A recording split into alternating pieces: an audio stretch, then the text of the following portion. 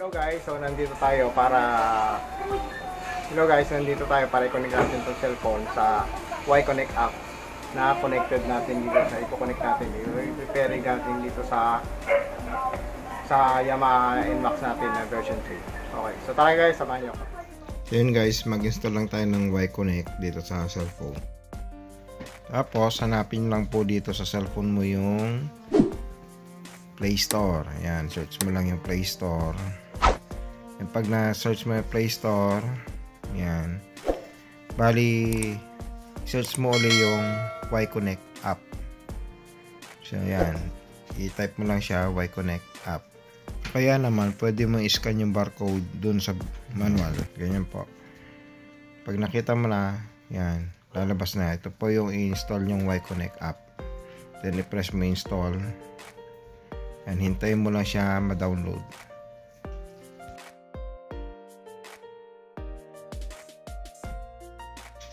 Then press lang po yung open button yan. Press lang natin para bumukas po yung app.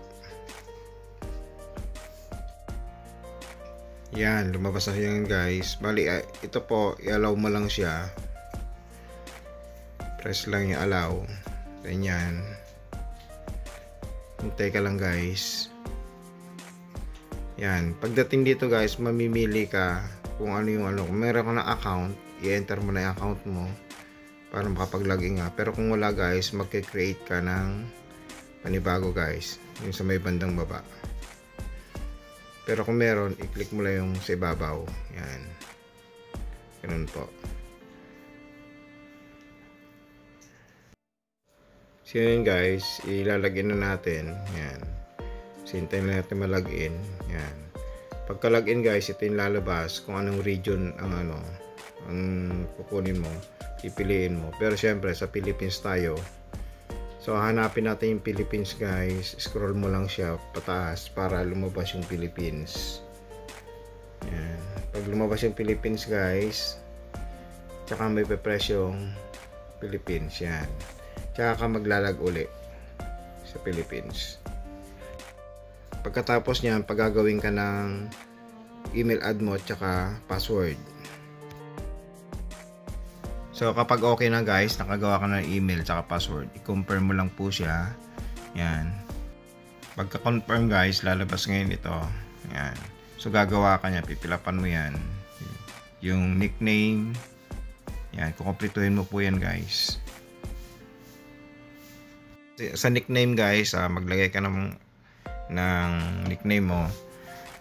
Tapos pag okay na yan guys, nalagyan mo na, na-type mo na yung nickname mo.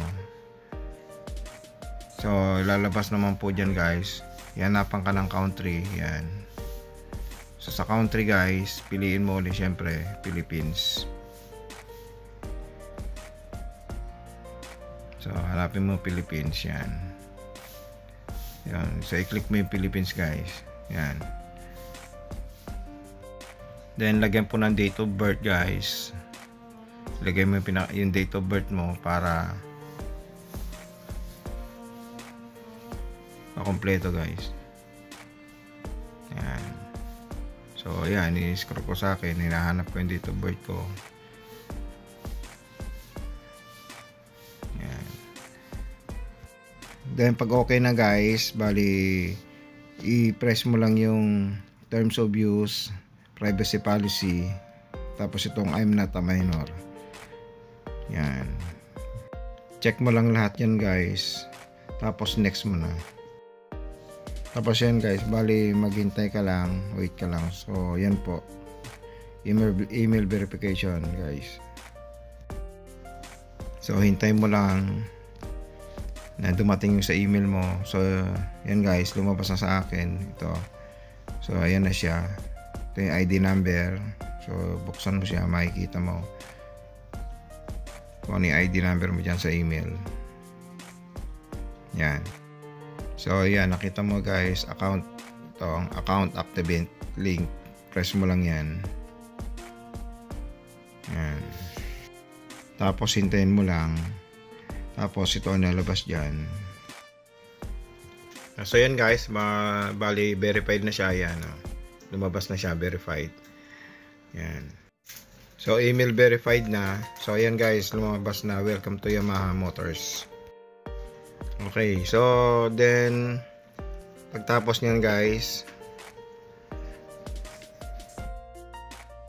so bubuksan na natin yung motor guys. Yan, yung sa panel niya. Ready na natin para may pairing natin yung dalawa. Yan, ganyan po. So, dito sa cellphone, pumunta ka dun sa ano mo, yung sa Y-Connect app. So yan guys, mag-login tayo sa Y-Connect. Yan. So, press lang yan. Tapos yan, lumabas na. So, hihingihan ka ng password dyan, tsaka email ad. So, yung ginawa mong email ad tsaka password, yun yung ilalagay mo yan guys, para makapag-login ka na.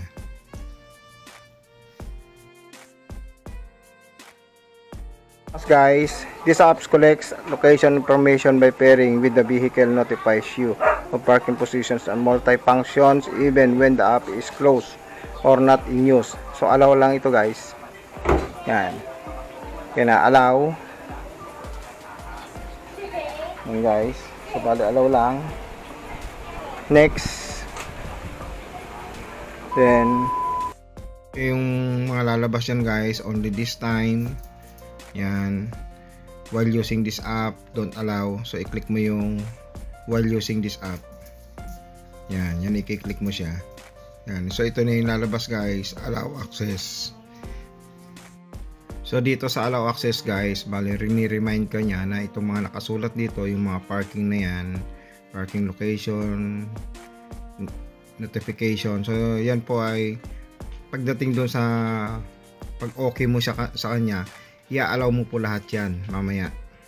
So yan, pag in-okay mo na, yan, i-allow mo. So ilalagay mo dyan sa allow all the time. Press mo yung allow all the time. So yan guys. So yan, pag pindot mo, ito yung lalabas. So yung location, ay allow mo lang lahat yan guys. Yan, yung call log, yung location, allow. Tapos kita mo dyan yung call log, i-allow mo lang lahat yan guys. Pindutin mo lang allow. Yung camera, i-allow mo lang din para magdire-diretso siya guys. I-allow mo lang lahat yan. Yan, ganyan po. So yung mga contacts, allow mo lahat. Yung nearby device, allow mo lang din lahat yan guys. So yan po. Yan, dire-diretso lang gagawin mo. I-allow mo lang lahat yan hanggang sa dumulo po yan. Yan, hanggang sa makumpleto mo siya. Yan, ganun lang po ang ano niyan guys. So pag wala na, naka-allow na lahat. Yan, pag okay na, press mo lang yan mamaya para lumabas itong search Bluetooth. So ayun guys, bali na-setup na natin yung Y-Connect app. Kompleto na natin. So i-on naman natin yung motor. Yan. Para may pairing natin dito guys, yung cellphone. Ganun po ang gagawin natin. Yan. So i-on mo lang yan. Yan. Tapos tanggalin mo lang yung reminder. So itong handle guys, para mawala ito guys, yan, press lang ito, enter. Yan, wala na guys. So para ma-pair natin, so kailangan lang pindutin ito guys. So yan, lalabas po dyan ay music. Yan, press natin to guys, uli. Yan, up and down. So diyan natin kukunin setting, pindutin natin yung setting, up natin, tapos press natin setting. Yan, so makikita nyo dyan guys, traction control connection. Punta tayo sa connection guys, press lang Bluetooth. So press mo lang yung Bluetooth, i-check mo lang yung Bluetooth guys, tsaka yung Bluetooth auto connect. So check mo lahat yan guys. Pag okay na, Tapos, iselect mo yung paired device. Yan. Search mo. So, yan guys, ang search na sa akin, Galaxy. Yan. Pero sa cellphone guys, sinesearch pa rin niya. Ito. Pinipairing niya guys. Pero sa motor, na-search niya na kagad yung device ko guys. Yan. So, okay na. Na-paired na siya guys. Yan. Lumabas na sa kanya Galaxy A35. Oh, so, sa cellphone din guys, parehas na sa kanya. So, yan o yan. Yan. Nakita na ng cellphone ko. So, i-connect na lang yan guys. Yan. Yan. NMAX yan. So, lumabas na guys.